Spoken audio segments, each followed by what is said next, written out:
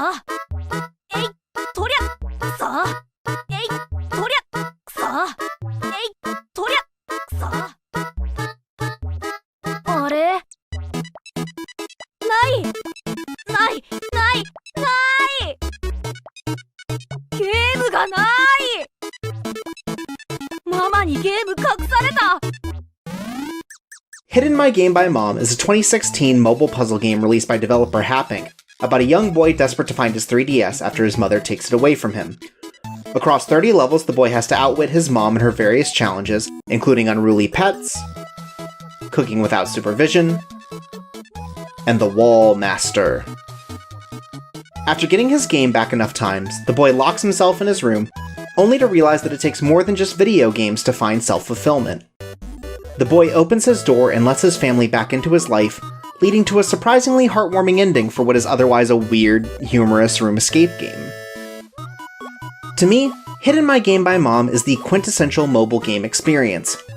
First of all, it's short and easy to pick up. The levels are small and self-contained enough to allow for a few minutes of play or one extended session, and you should be able to beat the game in under an hour total. The controls are also very intuitive, based entirely around tapping objects to interact or dragging items and placing them in the world. Second, the game is incredibly charming. With an infectious sense of humor, it entices you to complete each level to see what new silly puzzle Inc. has come up with. Even searching for fail states is fun, as they are often based around unique interactions and artwork.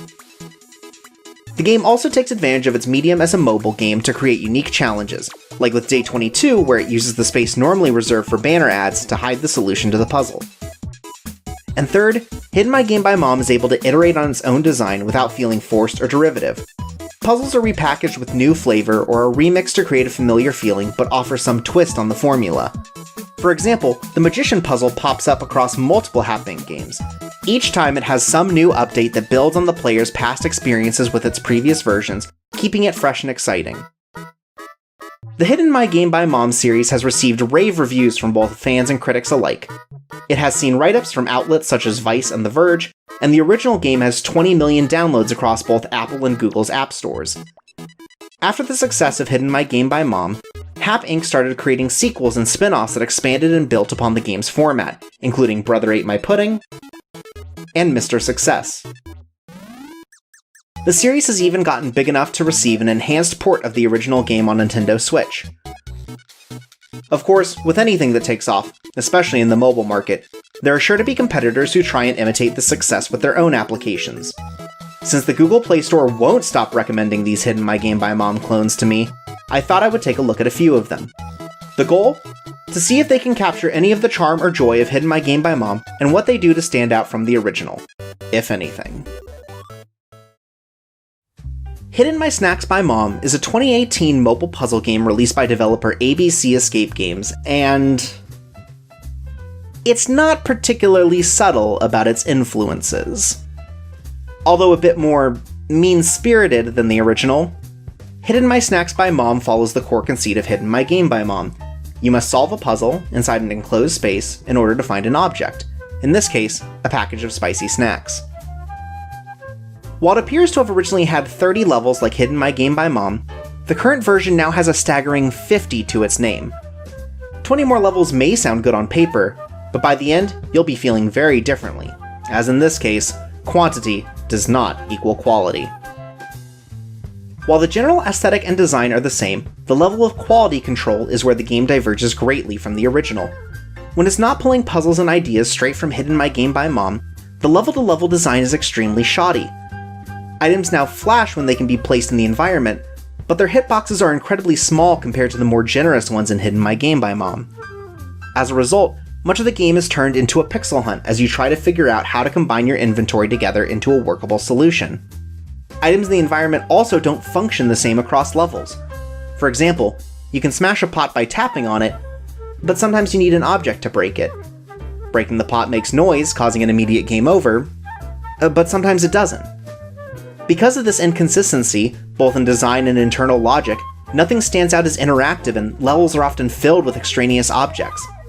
This makes every level turn into a guessing game of figuring out which asset they hid the last piece of the puzzle behind. When you run into a dead end, and you will, it's very hard to figure out what you could be doing wrong. The game's art also tends to clash and create a disjointed final product. This can be seen with the recurring characters, and what appear to be straight up stolen assets, like this shield that's obviously been rendered in 3D. Outside of these game-wide issues, there are also some individual levels that really point to the lack of care given in Hidden My Snacks by Mom's design, especially when it comes to creating intuitive puzzles. In level 13, after you find out that the mom peeking through the closet is fake, this cat thing shows up, hands you a door, and leaves out the window. The door can be placed in the world, but does nothing to progress the puzzle, and actually at this point it's impossible to finish the level. In order to complete this level, you first have to close the window so the cat can't escape, but nothing in the game tells you that this is even required for the solution. Instead, it's treated like a weird flavor interaction. Conversely, in Day 20 of Hidden My Game by Mom, you help a golfer hit the hole, and that requires the extra step of opening the window so that he doesn't break the glass during the swing.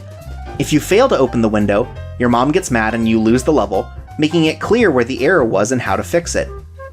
In level 13, there are tons of game overs, but none of them involve the cat or relate back to that piece of the puzzle, so you can't learn anything from your mistake. That means you end up interacting with everything until you give up and check the in-game hint.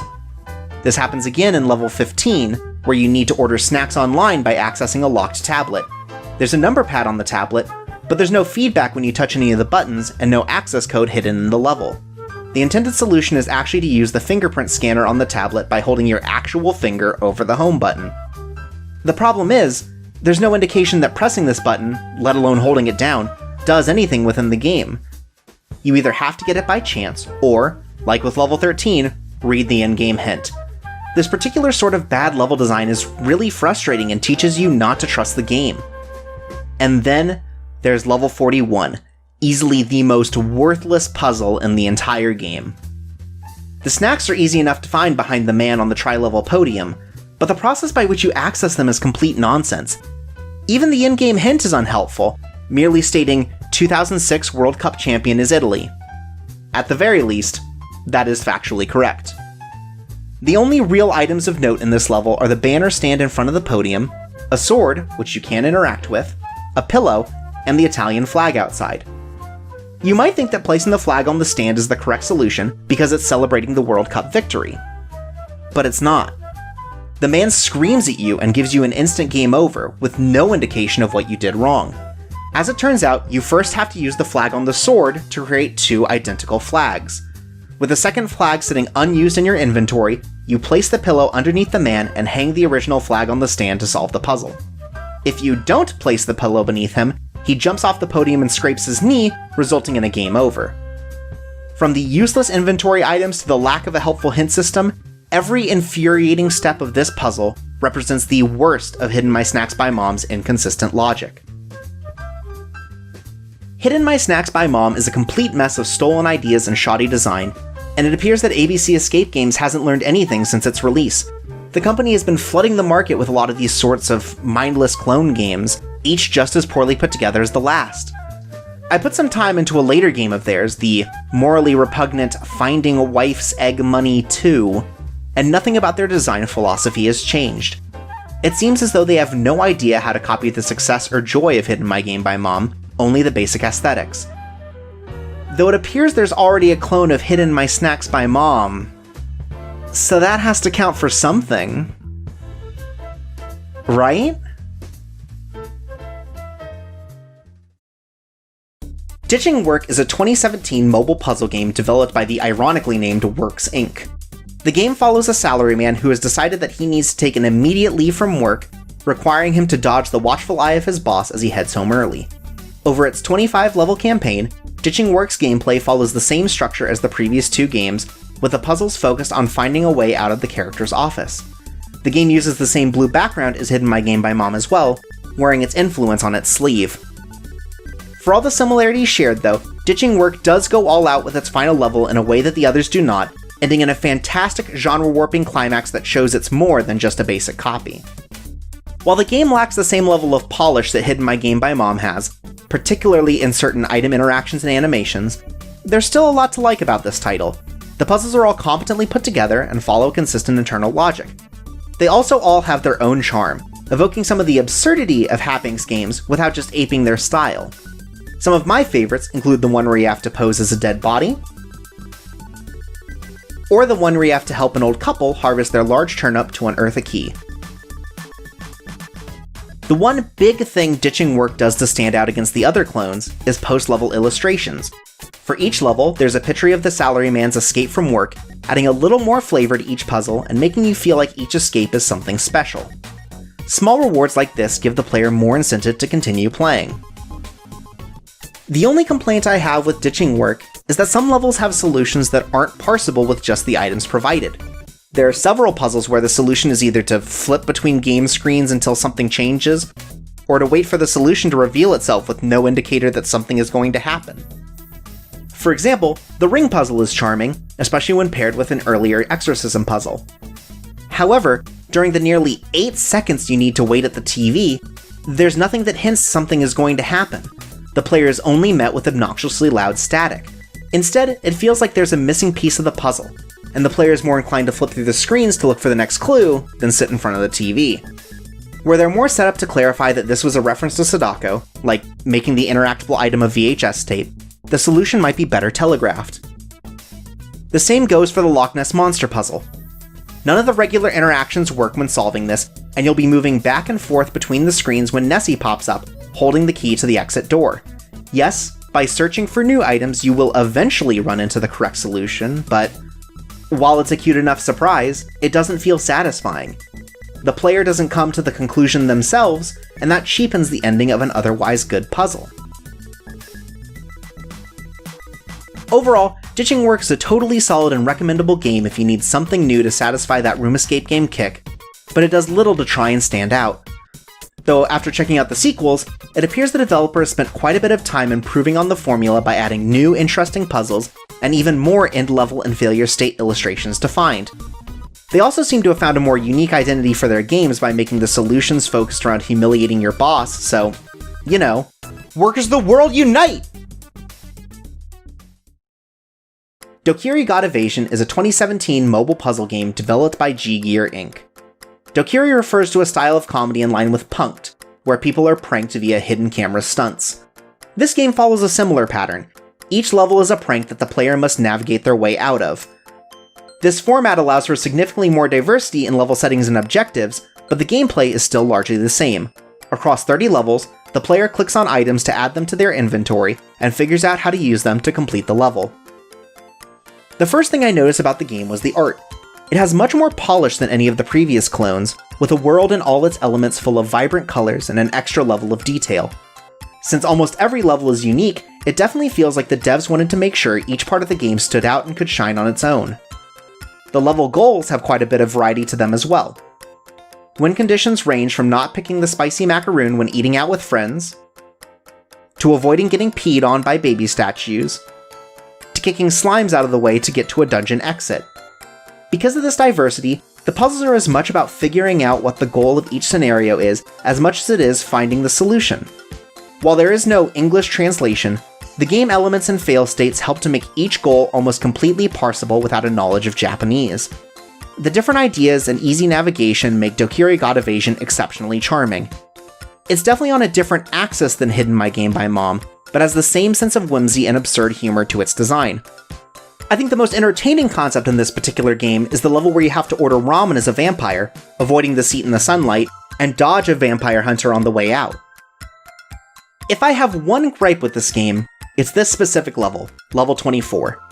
The player needs to navigate through a cemetery while avoiding getting spooked.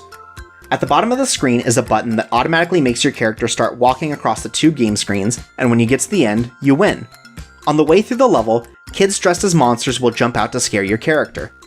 The player has infinite time to prepare for pressing the button, so they can easily get ahead of the 2 immediate threats.